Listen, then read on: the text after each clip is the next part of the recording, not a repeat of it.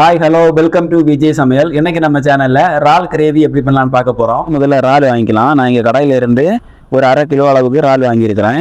பாருங்க எவ்வளோ பெரிய இறால்னு. இப்போ பாருங்க எல்லா இறாலையுமே நான் சுத்தம் பண்ணி எடுத்துட்டேன். மசாலா இருக்கு. இதில் வந்து கொஞ்சமாக தண்ணி விட்டு நல்லா மைய அரைச்சி எடுத்துருவோம். நல்லா நைஸாகவே அரைச்சிருங்க. ஸ்பூன் அளவுக்கு கடுகு சேர்த்துக்கலாம். அது கூடவே 2 கொத்து கருவேப்பிலை போட்டுக்கலாம். நான் வந்து ஒரு வெங்காயத்தை சின்ன சின்ன பீஸாக கட் பண்ணி வச்சுருக்கிறேன். அது கூடவே ஒரு 2 பல்லு பூண்டு, கூடவே கொஞ்சம் இஞ்சியும் கட் பண்ணி வச்சுருக்கேன். அதையும் சேர்த்து நல்லாவே சேர்த்துருக்குறேன். நீங்கள் காரத்துக்கு ஏற்ற மாதிரி அட்ஜஸ்ட் பண்ணிக்கோங்க. 3/4 ஸ்பூனு மல்லித்தூள், அப்புறமா நான் கொஞ்சம் வாசனைக்காக கொஞ்சோண்டு கரம் மசாலா போட்டுக்கிறேங்க.